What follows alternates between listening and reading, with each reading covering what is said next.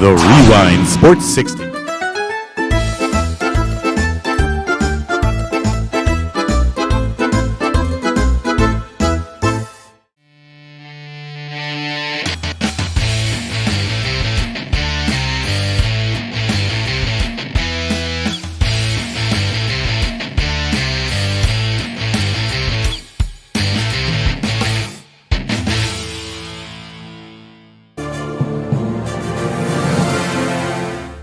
Relax,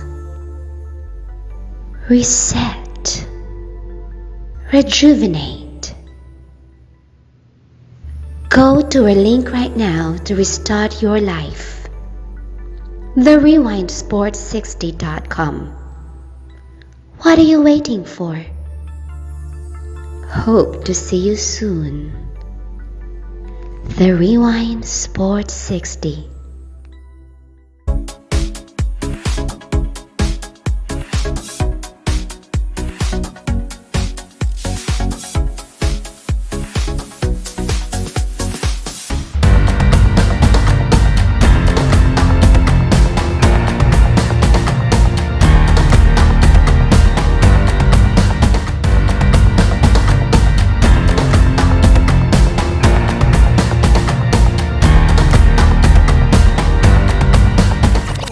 Rewind Sports 60. Sports 60. From the city of big shoulders, the jewel of the Midwest, comes a sports show that's one of a kind.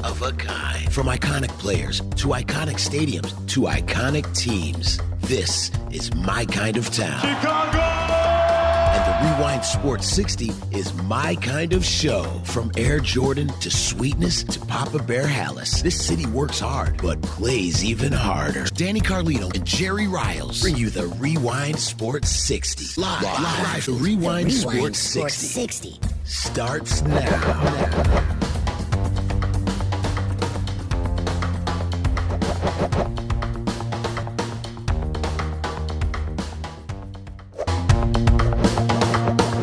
What's up, Chicago? Ladies and gentlemen, welcome to another edition of the Rewind Sports 60. We're streaming live on Facebook, broadcasting from the world's famous WCPT 820 AM studios in the beautiful, beautiful city of Chicago, in the outstanding neighborhood of Jefferson Park. This is another edition of the Rewind Sports 60. It is the fastest hour in sports conversation, and let's get right to it, ladies and gentlemen. You love him. He wasn't a cardboard figure over there at the friendly confines. He wasn't a cardboard figure. What? Anywhere. But ladies and gentlemen, he's live. And that's interesting. When you hear with people, hey, you got a live person on the other end of the phone. When you make a phone call, right? I go, well, I hope that person's not dead. Of course not. But ladies and gentlemen, he's alive and thriving. Here in WCPT, the studios, he's known as the Marvelous One. He's Dan Marver. Hey. What's up, Marver? How are How you? you doing, Jerry? I wish I was a real person in the stands, but that looks like that's a ways off. And they're really doing a good job with the crowd noise. I think they refined that, so that it sounds like there are people there, which is kind of cool. And it looks like, things are going well for baseball, except for obviously the Cardinals and now the Reds. It's just kind of sad, but we'll see what happens. There's a lot of 7-inning doubleheaders. They may have to go for 5-inning tripleheaders eventually. It's crazy. Yeah. But the Cubs ran into Josh Hader, and their little streak ended. They've lost 3 in a row. But the Sox, played the Cardinals. Cardinals came out of COVID hell, and they're playing again. So Cubs and Sox play this coming weekend each other. Yeah. Should be fun. It should be fun, he said. Yeah. We're just getting everything together regarding the studios. It is the fastest hour in sports conversation. Talk about some exciting baseball. Not incredible baseball, but some exciting baseball. I'm not really a big fan, especially after the Sox got swept. Of the 7 innings. The 7 innings. I'm not a really big fan of the 7-inning, double headers, but I get it and I understand it. But you know me. And if you don't know me, you will know me. I love what the Cubs are doing, despite what happened this afternoon, right? Yeah. I love what they're doing. They're just buckling down and playing baseball and, going day in and day out, and they're taking care of themselves as far as COVID is concerned. They're doing what they're expected to do, and they're doing what they're supposed to do.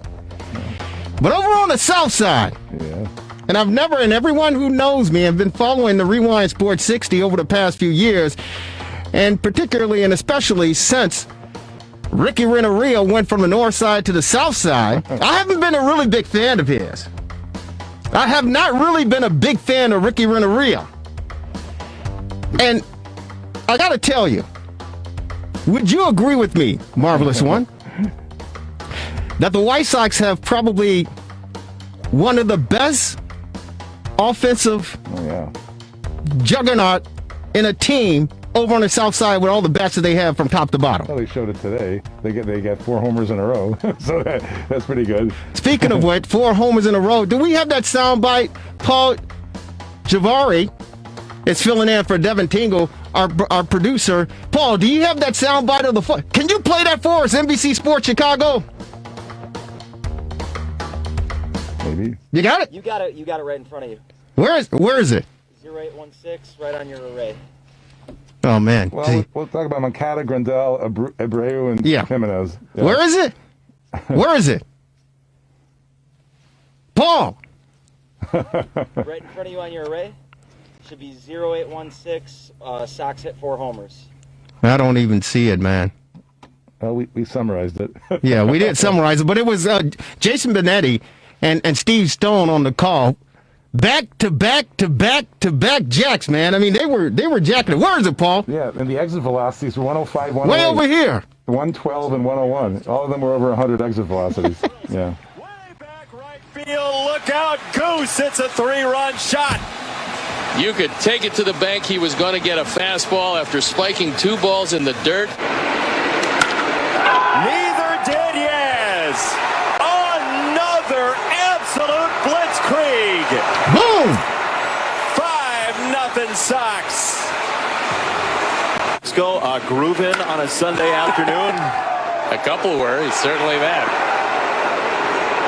And twice this week. Oh boy, that one a line drive to left field and bring him home. 3 in a row. Abreu has the last one, and Tim's having a party. In the air, left field. Eloy Jimenez to the line and gone again. 4 in a row and a 7-0 lead. That was incredible. Yeah. A very tough debut. That was incredible. He's talking about tough debut. Was the first appearance in the MLB for the pitcher Ramirez. Yeah. Yeah. I mean, but that was incredible, and it was a great call, and it was a great burst of offensive punch for the Chicago White Sox. And we know the potential that this lineup has and the threat that they are on any given day. Unfortunately, it's not consistent. And, of course, when you win the game, you're pretty much going to give the credit to the players because they're playing their tails off, they're doing what they're expected to do, and they get the results that you're looking for. When they lose, in particular, getting swept, who swept them? Tell me. Help me out here. Marvelous, who swept the White Sox? Who swept the White Sox? Yeah, come on. Well, when? Was it the Cardinals? No. I don't believe so. Who swept the doubleheader yesterday? Oh, the Cardinals yesterday. Yeah, it was the Cardinals who swept the doubleheader yesterday. Now, weren't the Cardinals the team with the problems as far as Corona was concerned? And that's why Roel Ramirez was pitching, because they ran out of pitchers who were all sick. How do you get swept by a team? They got 20 people with COVID, and you get swept by them, and you're supposed to be a juggernaut of an offensive team. They were relaxed, the Cardinals. They all came up in rental cars. Come on, man. Hey, listen, let me tell you something. The White Sox, we talked about this last week with Gordon Whitmire and said, hey, listen, this is the training wheel season for both the Cubs and the Sox. You got the training wheels on, man. You zoom down that sidewalk. You zoom down the sidewalk. Because next season, if everything goes accordingly and we get back to some normalcy, you got to take the training wheels off and get down to business. 162 games. Right. You got 60 games here. You got the training wheels on. You let the little kids fly. You let them go. There's no reason on God's green earth, in my opinion, that the White Sox should be getting swept by the St. Louis Cardinals, who they only played 5 games. Well, They were 2-3? Yeah, they were 2-3 going. They were 2-3. You playing 5 games, and you can't even you let them come here and you get swept? Are you kidding me? Well, that's because they were playing high school rules, 7-inning games. There should have been a slaughter rule with that offense that the White Sox have. They just cranked out back jacks today. Yeah. There's no reason for the White Sox. That team that they have over there, they should average at least 5 or 6 runs a game. 5 or 6 runs a game, Ricky Renteria. So when the team wins, when they win, the credit goes to the players. When they lose, Ricky Renteria, you got to look at yourself in the mirror and go, what the hell did I didn't do? Well, what did I do to screw this thing up? Listen. The only thing you have to do, this is all that he has to do, Marvelous. You're right. Well, I mean, with 16 teams making the playoffs, listen, they can get in. Listen, I don't know if we're going to get through this season, and there's a lot of baseball still left, especially if they're the St. Louis Cardinals, right? I don't know if we're going to get through the season, but if we do, and we get to the postseason, and we can muster up some things, I swear to you, this is the time that you will see the Cubs and the Sox. You should see the Cubs and the Sox in the series. And the Sox are 11-11. And a 500 record might be good enough to get in the playoffs. Yeah, but I don't know how far we're going to go with this guy, with this manager. What the heck is wrong with him? Yeah, listen, the only thing he has to do, Marvelous, is right up the... And I wasn't even trying to get on Ricky Renteria. That wasn't even my job today. What only thing this guy has to do is goes, hey, you know how every week I give you guys a lineup, right? I give you guys a lineup. I type up the lineup. I go, okay, who we got the guests on? Our guest today, we got Tom Dreesen, a great comedian, entertainer, from the Chicagoland area. He's going to be joining us later in the broadcast. Sam Acho is standing by in the on-deck circle. He's got a lot to talk about as well. But I send you guys the lineup, the rundown, every week. I send it to you. This is what we're going to discuss. This is what we're going to do. This is when we're going to take the breaks. The only thing that Ricky Renteria needs to do is write up the lineup card. Well, I would have lost a bet. I would have bet that... that Boylan would have lasted longer than Renteria. Oh, jeez, that's another one. The only thing he has to do is write up the lineups card. That's all he has to do. Sit back in the dugout, cross his legs, and wait for the game to end. That's all he has to do. He can't even get that right.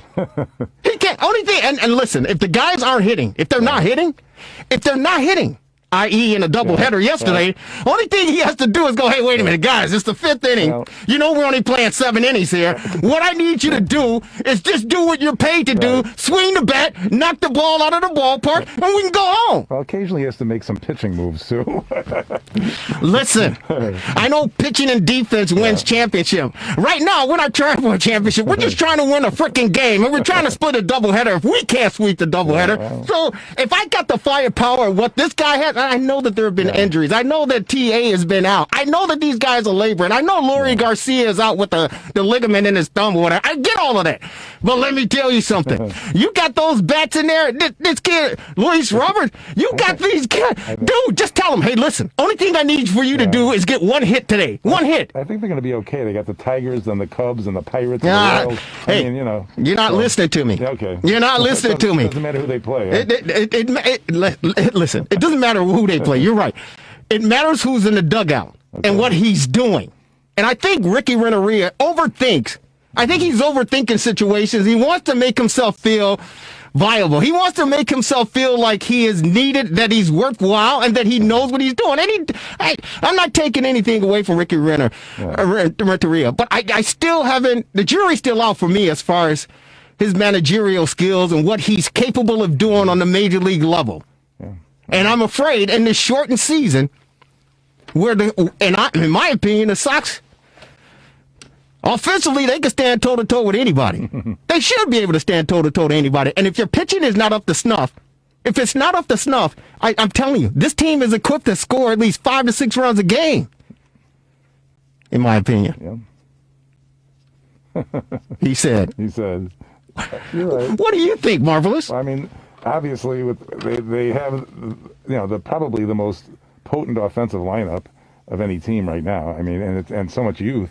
There's nothing to say about that except that there's a lot. It's a bright future. So hopefully they can someday get a real manager. Well, hopefully someday they will get a manager. He's Dan Marvin, the Marvelous One. I'm Jerry Riles. Lauren Lauren Cox has the day off. She is on assignment. We'll get a chance to chat with her next week, that's for sure. You want to give us a call. Our number is 773-763-9278, 773-763 WCPT. We go to our TRS60 hotline and we welcome this gentleman back to the program. He is a friend of the program, ladies and gentlemen. He is currently, and he'll correct me if not, but he's currently a free agent in the National Football League. Last he laced him up for your beloved Chicago Bears, linebacker. He's on our TRS60 hotline and he's helping people out in the meantime between snaps, off season, Corona, and of course, whatever else he's doing, he's helping folks out. He's on our TR60 hotline. He's Sam Acho. Sam, how are you, buddy? I'm great. Thanks for having me on. Yeah, you said I'd correct you if I needed to. So last I laced them up was with Tampa Bay. So I was with Tampa Bay at the end of last season. That's true. But man, I'm so glad to be on with you guys. So like you said, training, COVID, everything, and also got a book coming out called "Let the World See You: How to Be Real in a World Full of Fakes." And that book is available at SamAchoBook.com. But I am so glad to be on with you. Well, you know what? I knew you were at Tampa Bay, but we're not really thinking about them. We don't really care about them, especially because that incredible, the guy they call the GOAT as far as the National Football League is concerned, is down there now. We want to remember you in the orange and blue. We want to remember Sam Acho kicking some butt for the beloved Chicago Bears. But hey, man, you're doing some stuff outside the gridiron, off the field, man, and in the neighborhoods. And the last time we had a chance to talk with you, it was probably a week after, where you and a selective group of individuals, some current professional athletes and some community leaders on the West Side, you went over and explained this and help us out here. Yeah, you went and you guys purchased a liquor store and then you turned it into a grocery store?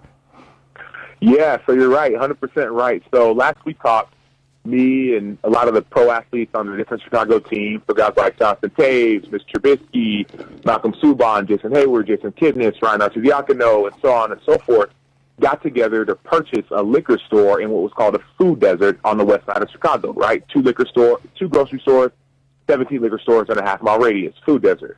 And so we purchased that with the intent to build something, right, or at least to start something, to build or start a food mart. And actually this Wednesday, it's going to be the soft opening of the food mart that we were dreaming of. And so what that looks like is going to be a temporary, almost like open-air concept for the summer as we continue to work through permits, et cetera, and build a permanent edifice down the line. No, that sounds fantastic. And you guys are in the Austin community? That's right. We're in the Austin community on the west side of Chicago. We just noticed that place, like the South Side, like certain places in Chicago specifically, had a need. And so some didn't feel right. Mm-hmm. Some did not feel right being in that neighborhood and seeing what we saw, so we wanted to do something about it. Now, you know what? I'm very happy and ecstatic that you guys were able to get out there and begin to make a difference, make a change. Kind of like starting to build a foundation out there to change the culture and the environment, the neighborhood. But unfortunately, Sam, maybe a couple weeks after all of that transpired and you started your transitioning, there was and it's very well documented, and you're certainly aware of it, but there were, unfortunately, looting and some rioting going on pretty much throughout the city of Chicago, but in particular downtown on the Magnificent Mile, and then it branched out toward the west side. Was the store or the area hit with these protesters and the looting that was taking place a couple weeks ago? Yeah, so this specific area wasn't hit with the recent looting, and I think just for clarity's sake, because I know when I saw that, I was angry. Yeah. Angry. What is going on? Why are we doing this? And for clarity's sake, some people think of rioting and looting and protesting, and they put them all in the same basket. And from what I've heard and what I've understood, this is in a very different basket than the protesting that was going on months and really weeks and months ago. And so anyways, no, the liquor store that's turning into a food mart wasn't hit. But obviously people's hearts are still not in the right place, whether you are a looter or the people who are oppressing the people who are looting, right? There's still a divide, a loss of trust. Yeah, you know what, Sam Acho, former Chicago Bear linebacker, current free agent, and community activist on our TRS60 hotline. Real quick, let me ask you this question because we understand, what's going on and what needs to take place in this city to move away from the violence and the crime and build, education and businesses and build up neighborhoods. But unfortunately, the recent riots that we just experienced and witnessed here in this city, I was kind of disturbed, and I don't know if you saw this soundbite, and if you did, love to hear your thoughts on it. But there was a young lady out there who said that, you know what, we need to get out there. I'm paraphrasing, of course, but she basically said we need to get out there and loot and destroy. She didn't use the word destroy. I'm using it. But in essence, she said it's a part of reparations because this is what we're owed as a people. And if you're not going to give it to us, we're going to take it. And like you said, it was disturbing. It made you angry. But this is the mentality of some of the young folks that are out there saying, hey, we're due and we're owed. And if you're not going to give it to us, you're not going to listen to us, we're going to take it. What are your thoughts behind that? Did you hear that comment? Yeah, so, by no means do I condone or will I ever condone looting, right? To me, it makes no sense. But what I will say is that sometimes when you see rioting, you see looting, you see frustration, I would say these are symptoms of a bigger problem.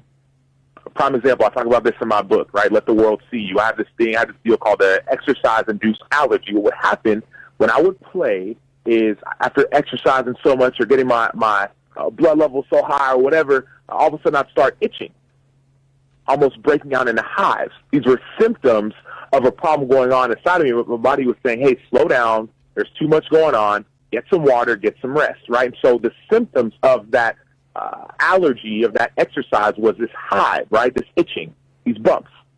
In the same way, the symptoms that we see, looting, rioting, protesting, etc., they're symptoms of a bigger problem. There are people who have been saying, hey, I've been oppressed for a really long time.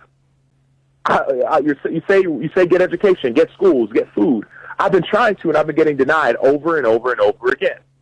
And so by no means do I condone the looting, but what I am saying is let's also look at what's causing the looting. Let's look at the neighborhoods. Let's take a drive through some of the neighborhoods that have been segregated, right? Whether it's the Federal Housing Administration, whether it's just happenstance, right? Chicago is the most segregated city in the United States. This is the Chicago, right? Like top 3 cities segregated. That's a problem.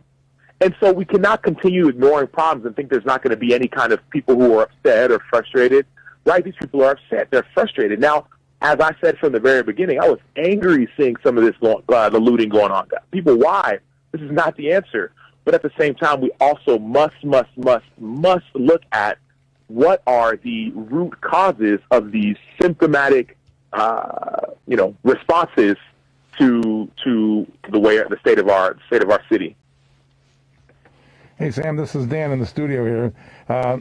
I see your book's coming out in October, Let the World See You, How to Be Real in a World Full of Fakes. Is that correct?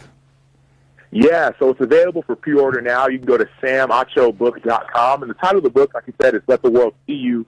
But in all reality, this book is for anybody who, kind of wants to try and wrestle with some of these topics we're talking about. How do you be genuine? Mm-hmm. How do you be authentic? How do you actually be real with situations instead of just being sophomoric in our thinking and saying, well, these rioters, they're just mad and they're just angry. No, what's the thing behind the thing? What's the reason behind it, right? Mm-hmm. Maybe, just maybe, if we stepped up and we said, I'm going to be real with the situation and look at some of the implicit bias, some of the explicit bias, some of the overt racism, or maybe just some of the unconscious decisions we make.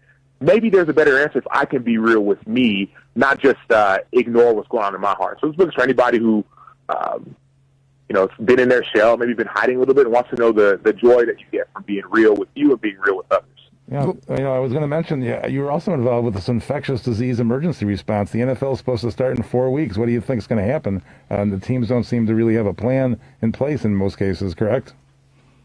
Well, no. So since we talked last, the NFL actually has got their either, as you're talking about, the emergency disease infectious response plans in place.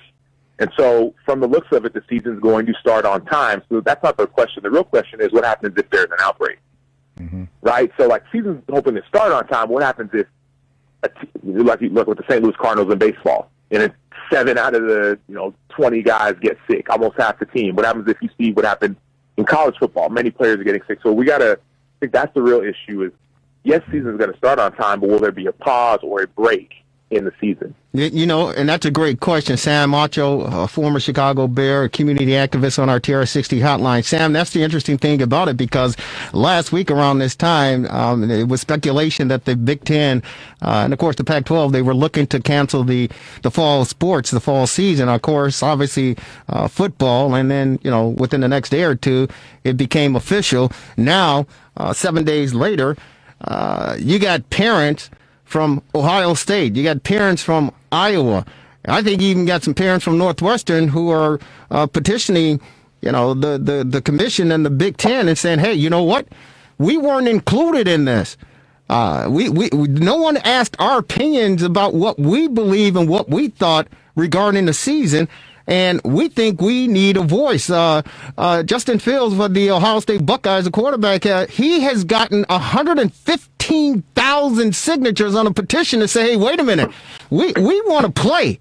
And Ohio State has been on record to say, listen, we have done everything in our power to make sure that our players are protected. And we are at the top of the list regarding protocol, yet you still pull the plug on it. So he's collected 115,000 signatures around the Big Ten to say, listen, we have a voice. We want to be included. You chancellors, your presidents who are making all these decisions regarding our future, we want a seat at the table as well. And he believes, as a student athlete, they deserve an opportunity to go out there and play. Now, you played your ball at Texas, correct? Your collegiate ball at Texas. Right? Yep. Do you support these players who are coming out and flexing their muscles, so to speak, and say, you know what? We understand the risk factors regarding this coronavirus and COVID, but we feel that we're doing everything in our power to stay free of this. What are your thoughts on the decision regarding these athletes wanting to come out and still continue to play this fall? Yeah, Jerry. Well, it's funny. Somebody asked me this a few days ago. I was hosting a podcast, and one of my friends who was on it, they said, what would you do if you were one of those student athletes? How would you feel? And no one had ever asked me that question. I've been sitting here and negotiating with the NFLPA, et cetera. But once I really thought about it, my response was simple. I said, I would be devastated. I would be devastated if I had worked, maybe not my entire life, but a large majority of my life to go and play in college. Obviously, people talk about student athlete, but that student part in all reality is second. The athlete part is first. That's why you're there. I would be devastated if my season was canceled and it was out of my control. And so I love what some of these players are doing and going and signing petitions and getting people together to try and make a change. They're using their voice. Now, is it too little too late? Maybe. But, man, I'd be devastated. I really feel for some of these kids. And I say this from a unique place, right, because I've been on the NFLPA Executive Committee fighting for player rights and player health and safety, and if the season needs to be canceled, let's cancel it. But I was on that horse until I started listening to some of my teammates. They said, no, I need to play, man.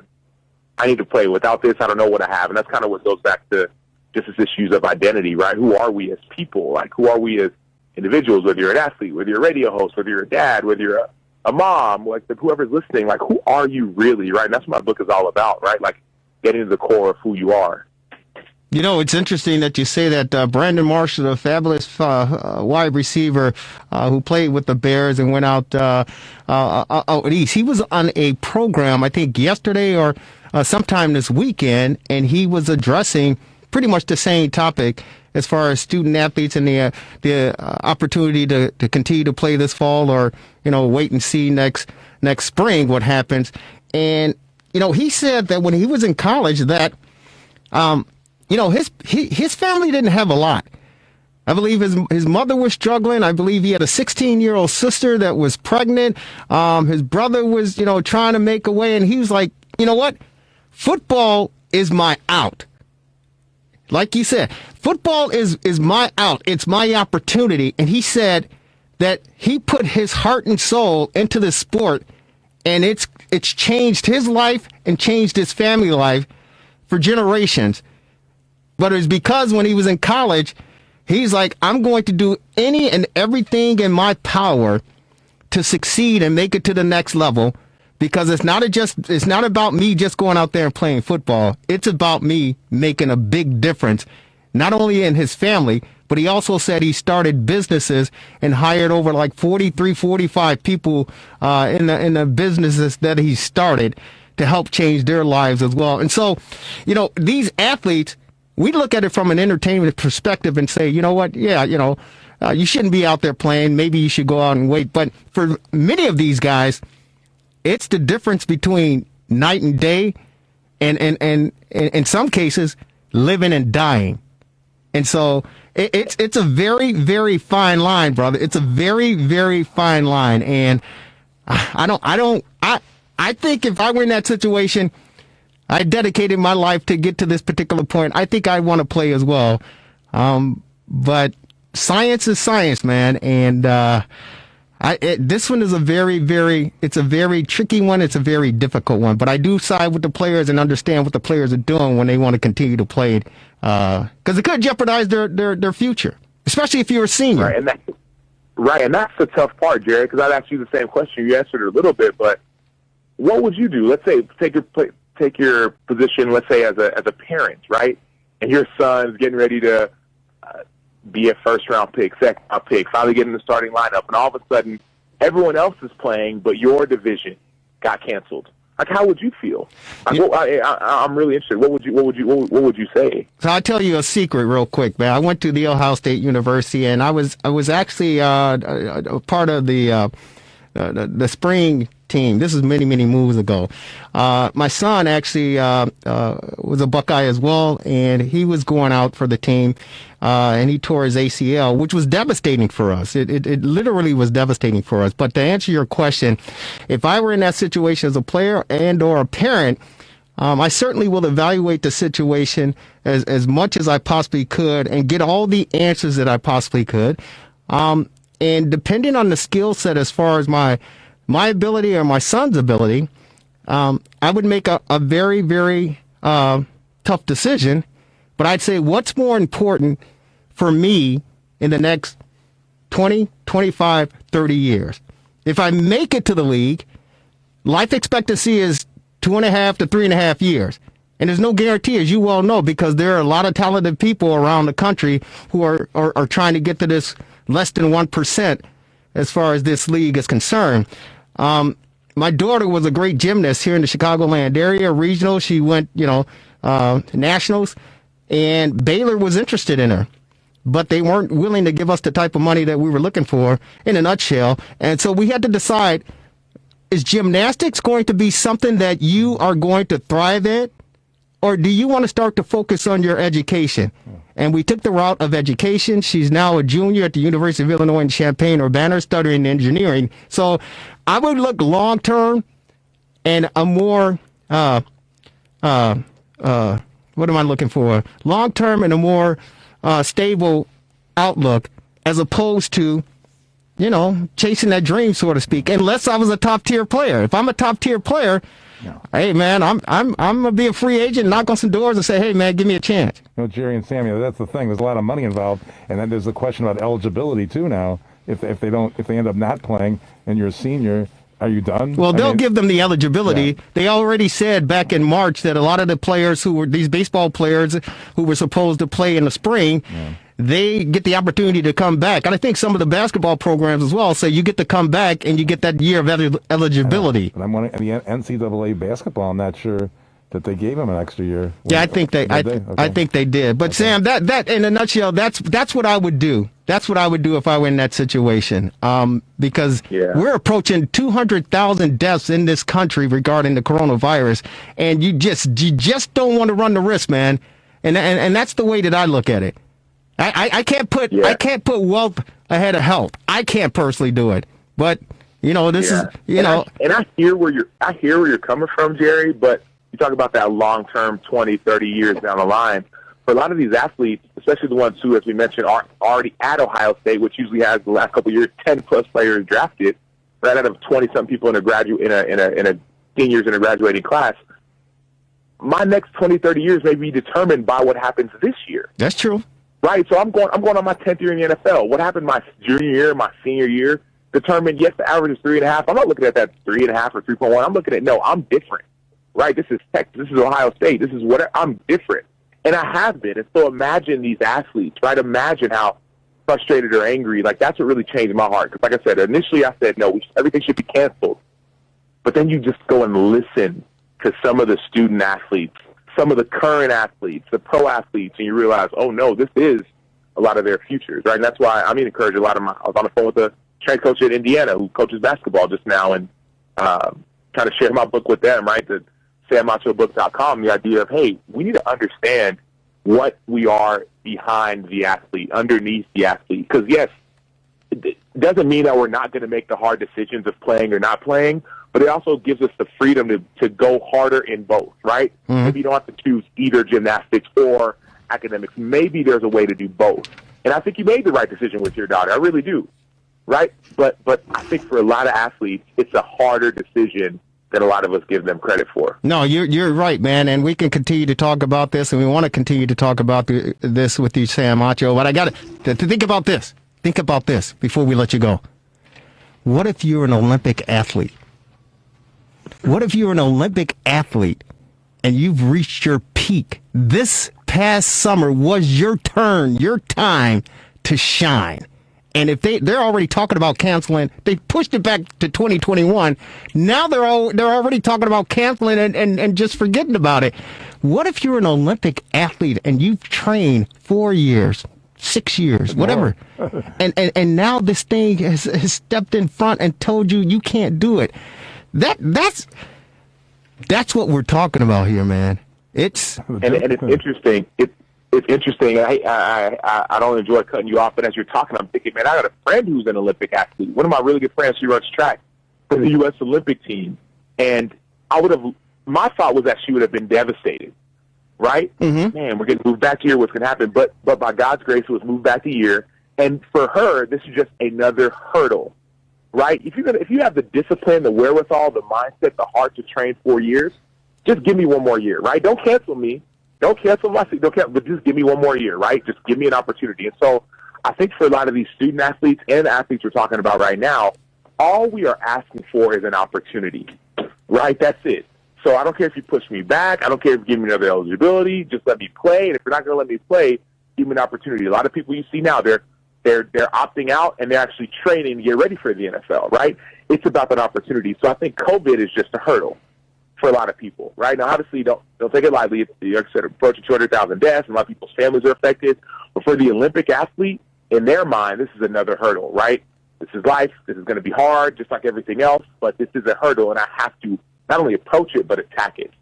No, I agree with you. Michael Phelps, the great sensational Michael Phelps, said, the one thing that may haunt these Olympic athletes is the fact that they've trained all these years to get to this point where they're peaking. Their bodies are peaking for this, 2-3 week time. And now they got to shut it down for another 365 days. And he said, a lot of these athletes, you got to watch out for them because that mental strain and mental stress and anxiety that they carry with them, that could take a toll. And if you're a peak athlete, you know how it is. Yeah, it's another hurdle, but your psyche is saying, hey, I'm prepared for this. And then you go, whoa, man, I got to do this for another 365 days to get back to where I already had peaked. And he said the mental anguish that goes into that could take a really, really serious effect on these athletes. So, there's both ways of looking at it. And I just hope collectively, as we all said at the beginning of this, Sam, we're all in this together. Let's fight this thing. Let's get past it. And let's get back to some sort of normalcy. And let's get back to, watching some football, watching some basketball, watching some baseball. Although, if you're a Sox fan or a Cub fan? Cubs. Hey, man, the Cubs, did you see Javi Baez today at Hader? He hit a grounder to the right side, first base, and it looked like Little League. Did you see him? Hader made the put out. I didn't. It was the I swim did not. move. It was Javi's famous. It was swim move. hilarious. Yeah. It was hilarious. Javi hit a bouncer. You know, Hader, the Brewers closing ace. He's just striking out everybody. Javi was able to lay a bat on it down the right field, down the first baseline. Hader makes the move, gets the fields of play. Javi is running down the baseline. They meet at first base. Javi slows up, does kind of like a juke move, and Hader, instead of just touching the bag, tried to place the tag on Javi, and Javi nearly got underneath him, but nearly got underneath the tag to get on his foot on the base, and he was called out. But when you see the highlights later on tonight, it's going to look like something in Little League, man. It was hilarious. It was hilarious. But, it was a good play. It was a fun play. The Cubs, they should do well. The Sox, I don't know. Ricky Renteria, he got my britches burning, brother. They get my britches burning. But, hey, man, thank you so very much. I appreciate you taking some time out. Both Marvelous and I appreciate you taking some time out, man. Enjoy the rest of your Sunday. And we didn't get a chance to talk about the NFL and the voting initiative. So hopefully we can invite you back next week to talk a little bit more. Man, I'd love to be back on. Thank y'all so much for having me. Thank you so much, Sam. We got to run, but we'll definitely stay in contact. You're the best.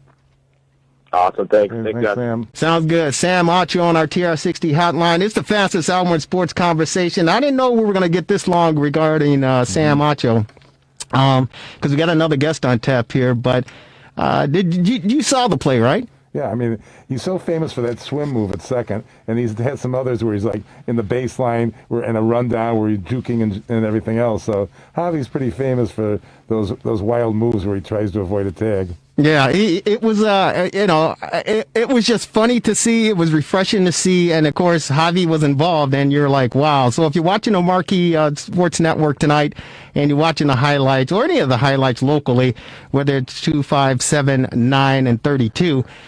You're certainly going to see this, or ESPN. You're certainly going to see that move. It was a great move, but it was a little league move, and it was just good to see, man. Even though they lost. Yep. What else is on your mind, Marvelous? You kind of like just in thought over there. Well, we got the NBA playoffs finally starting, and we had that exciting play-in game between the Trailblazers and the Grizzlies for the right to meet the Lakers. And so finally that nonsense is over, and they're going to actually have the real playoffs. And looks like our Blackhawks are playing right now, and they're possibly going to be swept by the Vegas Golden Knights. So there's other sports going on too, and I'm enjoying the NHL and the NBA as well.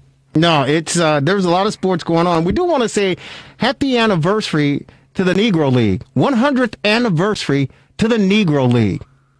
It's unbelievable. Mm-hmm. No thoughts? 100, yeah. A happy anniversary. What are your thoughts? I want to sing. What are your thoughts, Marvelous? I was going to sing. I was going to sing a song now. Go ahead, sing a song, Marvelous. Okay, happy birthday. No, I mean, obviously there was a lot of history there, and there was before the Jackie Robinson days and all.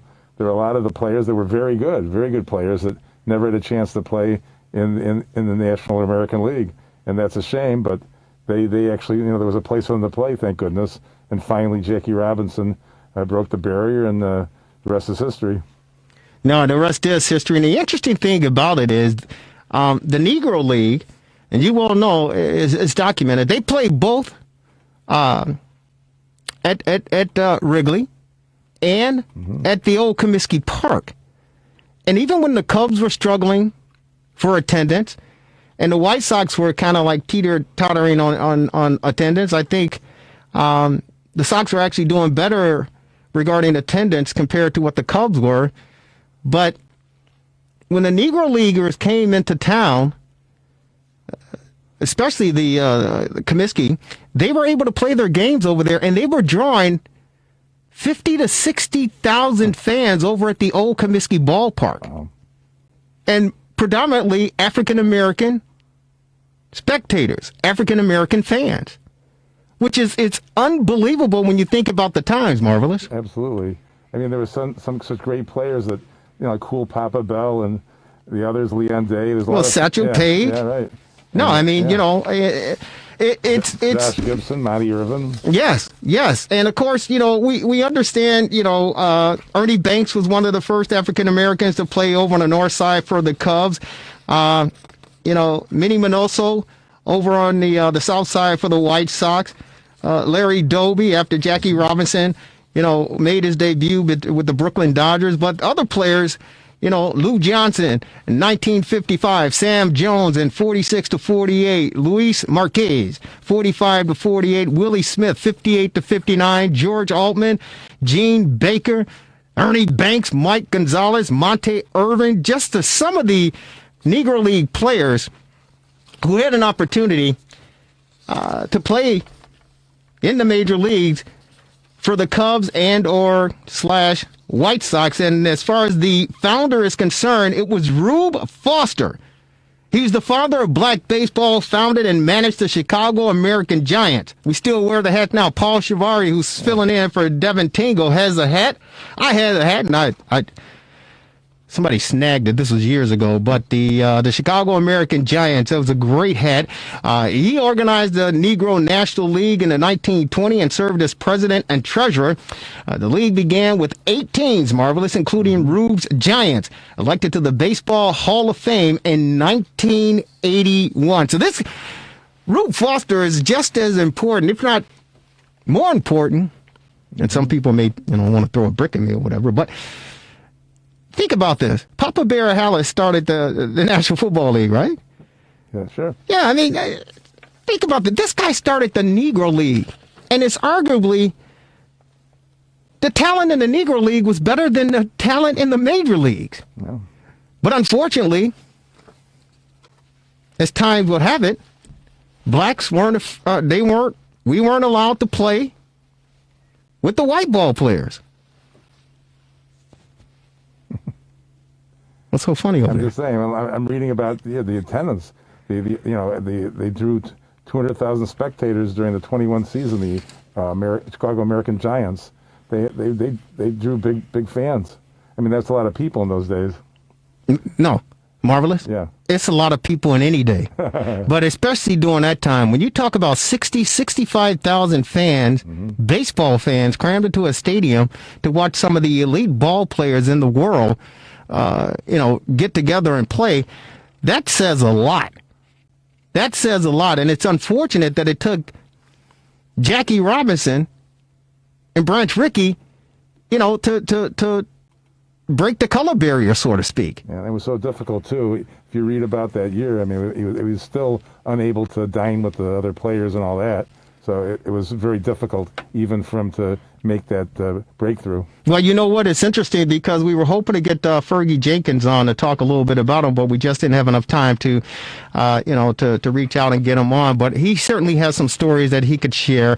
I know Willie Mays has shared stories over the years. Hank Aaron definitely has shared some stories over the years. And it's a disappointing and unfortunate situation, the times that we lived in and still currently that we're experiencing today, is the fact that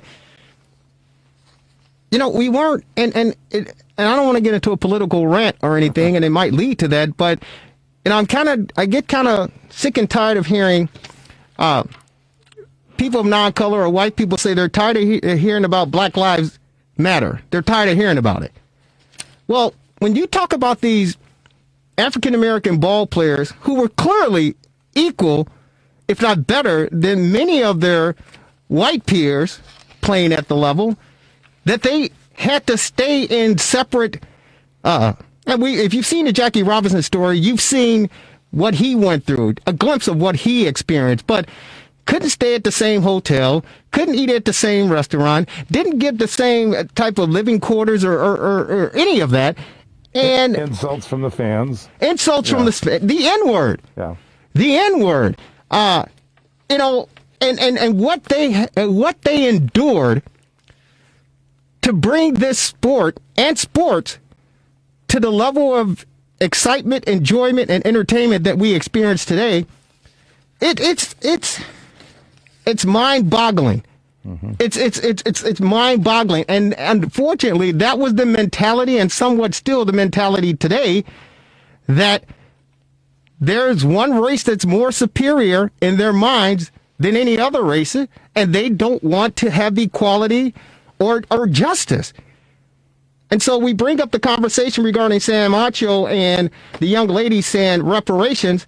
That's why this younger generation, they feel the way that they feel and they think the way that they think and believe the way they believe is because, come on, man, you got clearly one of the best athletes in Jackie Robinson. And he wasn't the best in the Negro League, but they felt he was the best mentally to handle all the abusive behavior that he was going to face.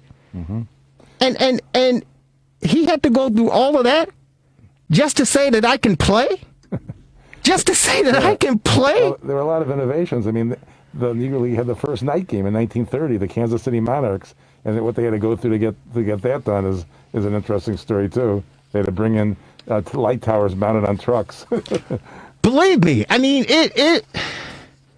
it's mind-boggling, it's mind-blowing. But for the young lady to say reparations, this is one reason why this generation of black and brown people are saying, you know what? Enough is enough. We're sick of it. Our grandfathers, our great-grandfathers, our uncles, they all went through this BS, and we're not going through it anymore. So when I hear people, and I hear it a lot. Oh, I'm tired of this Black Lives Matter stuff. Well, you know what? Here you go. You're tired of it? Here you go. Too bad. Too bad. And why do I say too bad? Because when you oppressed, and other races can say, hey, we've been oppressed. This has happened to us. And this is what happened to us. And this is what we went through. But when your race of people have been oppressed for 400 years,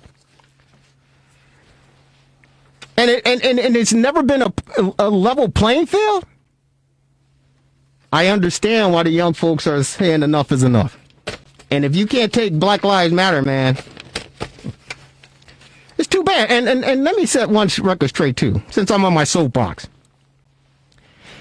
When I hear white people going, all lives matter. Wait a minute. If all lives matter, we wouldn't have to say Black Lives Matter. If all lives matter, and you truly believe that and stood by that and lived by that, then there's no reason to talk about Black Lives Matter. But the reason Black Lives Matter is the fact that Black lives didn't matter. Black lives didn't matter. And for you people out there who oppose the kneeling, because it's disrespectful, i.e. Mike Dicker, it's disrespectful to the American flag. If you don't like this country, get out of here. No. We don't like the way the country is being run. It has been run. The kneeling? I'm Catholic, okay? I saw a statue in a Catholic store with a football player kneeling. And I was going to take a snapshot of it and shoot it out, but the player is kneeling to show respect and honor to our God. A football player. And I say, hey, wait a minute. If God can accept a football player kneeling, an athlete's kneeling, who the hell are you to say to nobody that you can't kneel? Who the hell are you? Because of a flag? Yeah. And you got to tell him, get out of this country. There was a major breakthrough where officially Biden picked his vice presidential nominee, Kamala Harris. So that's a big breakthrough. And should he win, hopefully things will change. But it will be hard to erase 400 years right away. Yeah, but don't. The worst thing you can do, in my opinion, one of the bad things you can do, in my opinion, is go, hey, I'm tired of hearing all this Black Lives Matter stuff. All lives matter. Well, if that's the case, as they say, action speaks louder than words. If that's the case, then show it. Show it. Well, I'm just sick and tired of these. I talked to some police officers down on the Magnificent Mile after the protests and all the rioting went on, and I don't condone it. It's ridiculous. It's stupid. It's idiotic, but I understand it. Yesterday was bad, too. You couldn't even drive through Chicago. I tried to. I understand it. But this police officer told me, hey, man, I'm just tired. A white police officer from the South Side. I'm tired of seeing this Black Lives Matter stuff. And I go, dude, relax. You have to understand, man. This is half of these people don't even know what they're doing. Hey, listen, they understand there's something wrong and they want to change. They want to make a difference. and they want to wake some people up. I know. The thing with where they were bringing bricks and U-Haul trucks is crazy, but it is crazy. It is crazy. And just like there are bad apples as far as the police force is concerned, and I brought up John Burge. I go, wait a minute. I go, you people they're pissed off at the police, and you only have to look back to the 80s and John Burge and what happened to African American males in this city. Mm-hmm. You only just have to look back to the 80s and see the bad apples. But you're right, it doesn't condone the bad apples that are bringing bricks and frozen water bottles to protest the police officers either. Because my mother told me, 2 wrongs don't make a right. They don't make a right. Any closing thoughts? I was going to mention, if Tom Dreesen had come on, did you know he had the first biracial stand-up comedy act? Of course, him and Tim Reed. Right, okay. My good friend, Dr. Gerard McClendon and I, when we were at CLT with Gerard McClendon Live, we actually interviewed Tim Reed and Tom Dreesen over outside the Tribune Tower. Because, yes, they were the first black and white team. And Tom Dreesen will tell you the story that it wasn't their idea to come up with that. It was a waitress or a young lady to say, you guys are funny. Maybe you should come up with a comedy team. Yeah. And the rest is history. Mm-hmm. It is. Folks, thank you so very much for taking time out to join us on the fastest hour in sports conversation. This is the Rewind Sports 60 on WCPT. Thanks to the marvelous one, Dan Marver. Thanks to Paul Shivari filling in for Devin Tingle. We miss Lauren Cox. Yeah. Ladies and gentlemen, if you miss any portion of the Rewind Sports 60, you can check us out on YouTube, Facebook, and if you're on Comcast, Wednesdays, 7 p.m., Channel 17, Channel 19, Channel 35. It is the fastest hour in sports conversation. Keep it locked in.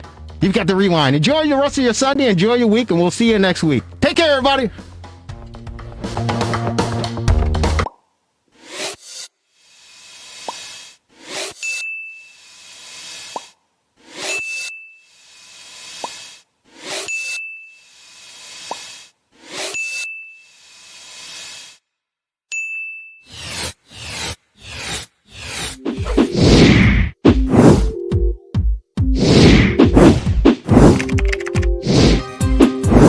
The RewindSports60.com.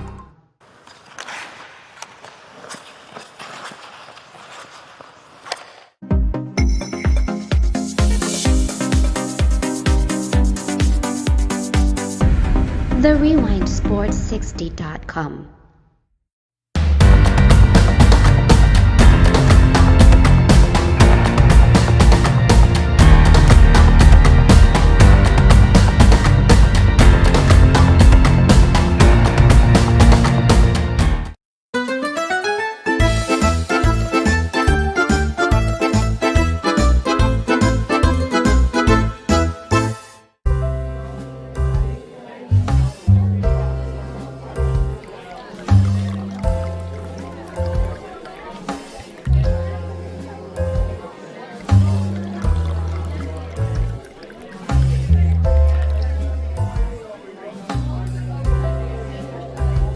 The RewindSports60.com.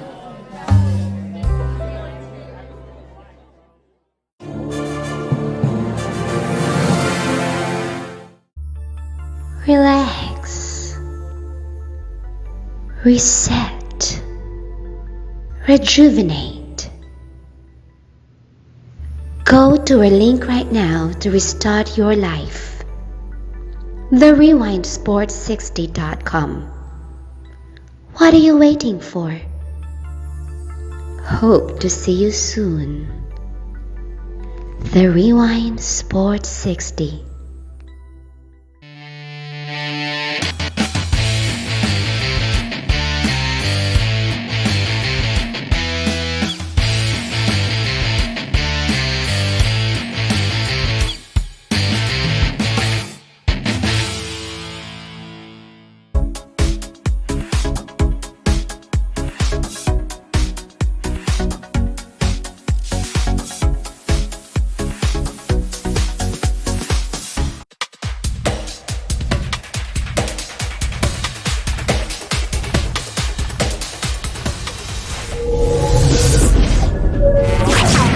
The Rewind Sports 60.